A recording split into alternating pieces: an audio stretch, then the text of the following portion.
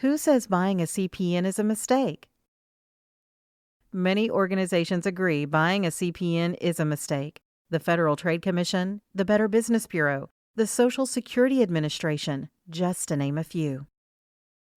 Conditions are changing on the fly. Many states have already closed non-essential businesses. Others are limiting gatherings. There are shelter-in-place and lockdown orders. Stores are having trouble keeping stock on the shelves. Customers and prospects are jumpy. It can be tempting to try to do a workaround to build business credit.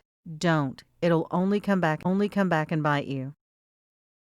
Buying a credit privacy number, also known as a CPN, is a mistake. You can get a legitimate CPN for free by working with an attorney if you need one. Your attorney can file a claim with the Social Security Administration. If you have a compelling claim, you may get one. Bad credit is not claim. But don't take our word for it. We are not the only ones that say buying a CPN is a mistake. The Federal Trade Commission, Social Security Administration, Better Business Bureau, and more have all spoken up on the topic. They do not like CPNs, and for good reason. In fact, the Federal Trade Commission has a lot to say on the subject. Companies promising a new credit identity say they can help you hide bad credit history or bankruptcy for a fee. If you pay them, these companies will provide you with a 9-digit number that looks like a Social Security number. They may call it a CPN, a credit profile number or a credit privacy number. The credit repair companies may tell you to apply for credit using the CPN rather than your own Social Security number, and they may lie and tell you that this process is legal. But it's a scam. These companies may be selling stolen Social Security numbers, often those taken from children. By using a stolen number as your own, the con artist will have involved you in identity theft. If you follow a credit repair company's advice and commit fraud, you might find yourself in legal trouble.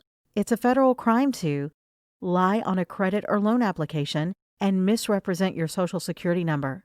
It's the number they sell you. You could face fines or time in prison. See consumer.ftc.gov. The Social Security Administration has plenty to say as well. You may be prosecuted as a criminal for fraud if you knowingly furnish false information as to your identity in connection with the establishment and maintenance of Social Security records. The penalty upon conviction for violation of the penal provisions of the Social Security Act or one of the related provisions of the Federal Criminal Code may be a fine, imprisonment, or both.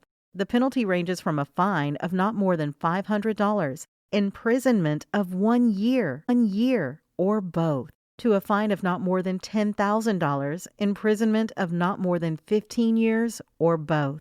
See SSA.gov.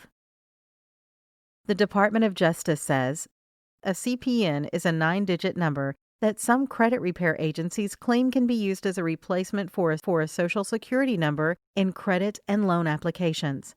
Falsely stating in a credit or loan application that a CPN is a Social Security number risks violating federal law. See justice.gov.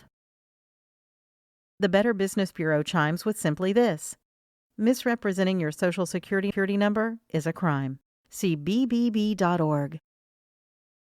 The credit agencies are not silent on the topic either. Both Equifax and Experian have addressed the issue. Here's what they have to say. Equifax says, companies running credit repair scams sometimes require monthly service fees or charge exorbitant amounts, occasionally telling you to pay them directly instead of making payments to your creditors. Others offer the idea of a new credit identity that, for a fee, supposedly hides your bad credit history or bankruptcy.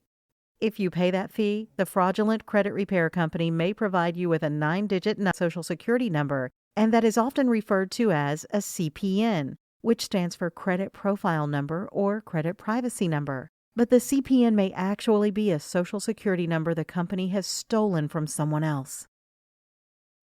In other cases, the fraudulent company will suggest that you apply for an employer identification or EIN from the IRS. This is a legitimate number used by businesses to report to the IRS, but it is not a substitute for a Social Security number. The phony credit repair company may then ask that you apply for credit using one of these numbers. Unfortunately, if you use either the CPN or EIN, the fraudsters may have involved you in identity theft, which could leave you facing fines or even time in prison, according to the FTC. See Equifax.com. Experian seems to feel the same way. Children's dormant Social Security numbers are being found and sold by companies online under the guise of CPNs, also known as credit profile numbers or credit protection numbers.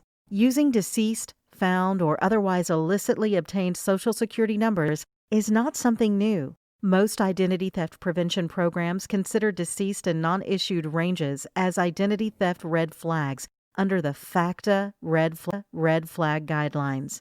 In fact, Experian and any good identity verification tool is good to check against the Social Security Administration's list of numbers listed as deceased, as well as ensure the submitted number is in an SSA valid issue range, providing fraud alerts if not. See Experian.com. The founder of the Identity Theft Council, Neal, even weighed in on the subject of CPNs. O'Farrell told U.S. News and World Report, CPNs are appealing because they offer some kind of credit hope to worried or desperate consumers who feel they're being held back by a poor credit history. Fixing your credit the hard often difficult, so any shortcut is bound to be appealing. Unfortunately, the hope is false. See creditcards.usnews.com. The bottom line is, while it's not illegal to get a CPN, it is illegal to use one in place of your Social Security number on an application. Also, using any in place of your Social Security number on a form requiring an SSN is illegal. You could end up in a lot of trouble. What else can you do about bad credit since using a CPN for credit repair is a bad idea? First, there are no easy or fast solutions. Credit shortcuts do not exist. However, bad credit doesn't have to last forever. You can flood your credit report with positive information. The bad stuff will go away eventually, leaving the good stuff and a better credit score behind. How do you do this? You have to make all of your payments consistently on time. You also have to work to build separate business credit. Try using starter vendors to increase positive payment history. Additionally, you have to monitor both your personal and business credit reports. Make sure all of the information is up to date and accurate. If you find mistakes, dispute them in writing. Still, the number one thing you can do to improve your credit is to make your payments on time on a regular basis. Do you still want a CPN? Don't pay for it. You can get one for free, but remember you shouldn't use it as a replacement for your Social Security number on credit applications. You cannot start over with credit. You can only move forward. To recap, current conditions can make it tempting to try a workaround, but stay on the straight and narrow path. CPNs are not illegal, but they are intended to protect privacy. It is a mistake to buy one to use on credit applications to hide bad credit. You could end up in a lot of trouble. It's better to repair or build credit naturally with good habits.